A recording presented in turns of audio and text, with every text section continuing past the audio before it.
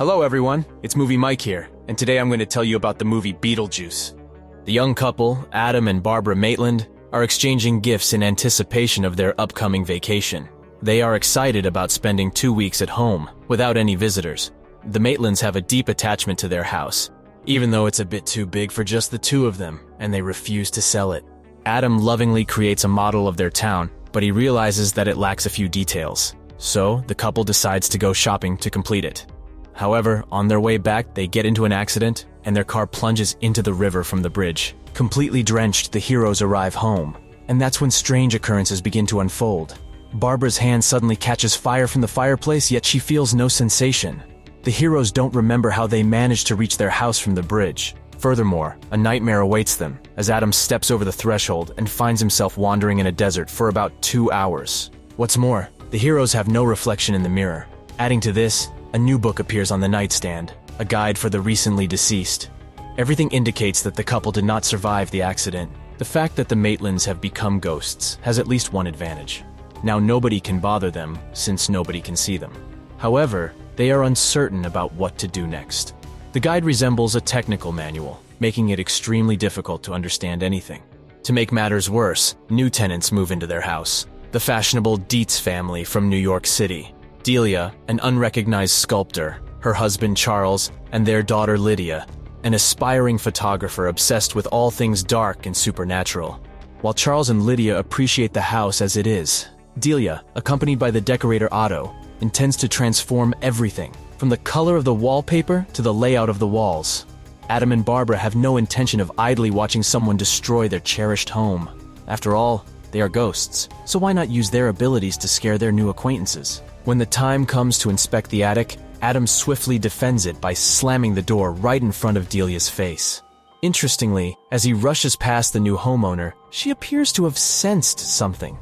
Perhaps the Maitlands are not as helpless as they initially seem. Unable to bear the sight of strangers tearing down her beloved wallpaper and occupying her rooms, Barbara, driven by her emotions, dashes out of the front door of the house. To her surprise, she finds herself in a desert inhabited by sandworms. It appears that the ghosts are trapped within their own home alongside these unfamiliar people.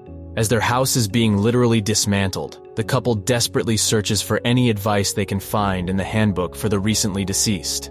However, all they come across are advertisements for the services of a certain Beetlejuice, who claims to assist ghosts in adapting. The only issue is that it remains unclear how to contact him.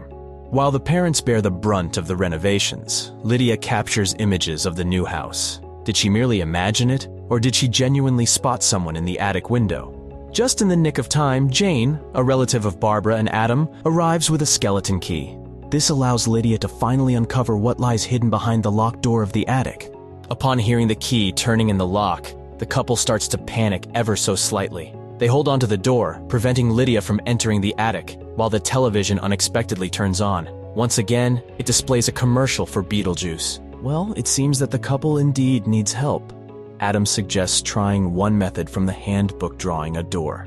Despite Barbara's skeptical mindset, the small door opens, and the couple steps forward into the green light.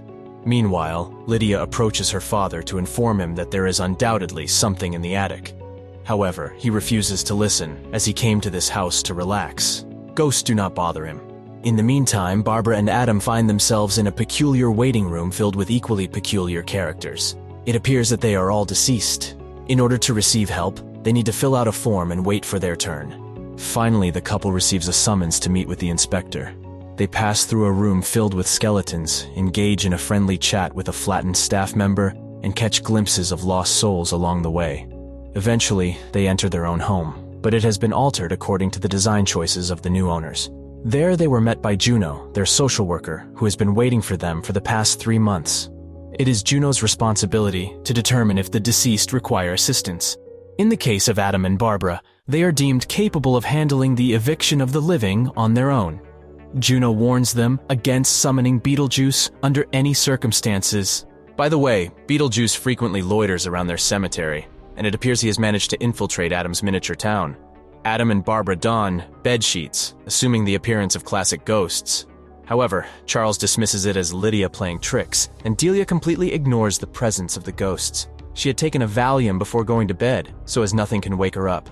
Initially, Lydia mistakes the two ghosts in bedsheets for her parents. However, upon realizing that they have no legs, she recognizes them as the same spirits from the attic. Lydia is unafraid of them, and, in fact, slightly disappointed. She had anticipated something more gruesome and terrifying. Why can Lydia see the ghosts? Perhaps it is due to her peculiar nature and her belief in all things supernatural. In order to help the ghosts, Lydia tells Delia about them, even showing her some photos. However, Delia is only concerned about the upcoming dinner with famous people. Since her parents do not believe her, Lydia decides to seek help from Beetlejuice. He is already sending signals from the miniature town. By uttering his name 3 times, Adam and Barbara find themselves inside Adam's miniature model, upon encountering a tombstone that reads, "Here lies Beetlejuice," alongside 2 shovels. They grasp what needs to be done. They must unearth Beetlejuice. The moment he emerges from the grave, his insanity becomes evident.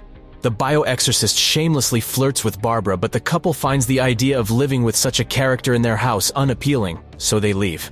However, getting rid of the deranged ghost proves to be challenging, as he attempts every possible means to persuade the heroes into making a deal with him. Barbara says home 3 times, and the couple is transported back to the attic. Beetlejuice becomes furious that the deal fell through. Barbara conceives an idea of how to frighten the hosts and their guests. As the dinner is in full swing, Lydia begins discussing ghosts. Naturally, Delia doesn't want to hear anything about them. She attempts to steer the conversation elsewhere, but the ghosts themselves intervene. They seem to possess not only the homeowners, but also the guests. All the guests sing and dance in a manner that none of them could willingly execute. The climax of the spectacle is a shrimp attack, much to the delight of the ghosts. They peep through the window, eagerly anticipating everyone's departure from their home. However, instead of fleeing, Lydia knocks on the attic door and invites them to don bedsheets and join the guests downstairs. The guests are utterly captivated by the ghosts and their antics. The performance leaves them in stitches, and they even saw an opportunity for a significant profit. The only remaining task to completely convince the assembled crowd of the existence of ghosts is for the spirits to materialize before the guests themselves. However, they refuse to do so. Disappointed, the guests depart. Convinced that the hosts are simply eccentric, the Dietz family ascends to the attic, with Delia displaying determination and resolve. The attic door opens, but there is nobody inside, only a model that catches Charles's attention. Otto grabs the handbook for the recently deceased. Meanwhile, Adam and Barbara hide from the unexpected guests by hanging from the windowsill. Beetlejuice, laughing from within the model, mocks the ghosts' failed attempts and prepares to teach them a lesson on how to effectively scare people. Beetlejuice morphs into a snake to frighten the homeowners. Delia manages to flee, while Otto tumbles down the stairs and Beetlejuice seizes Charles by the leg, tossing him from the 2nd floor. It appears that Lydia is next in line. Just in the nick of time, Barbara emerges and compels Beetlejuice back into the model by uttering his name 3 times. Beetlejuice seems entirely uninterested in listening to the pleas of the newly transformed ghosts. Fortunately, there's a brothel on the model that will distract the crazed ghost for a while. Interestingly, it was Juno who added the brothel to the model. She is shocked by how much trouble the ghosts have caused.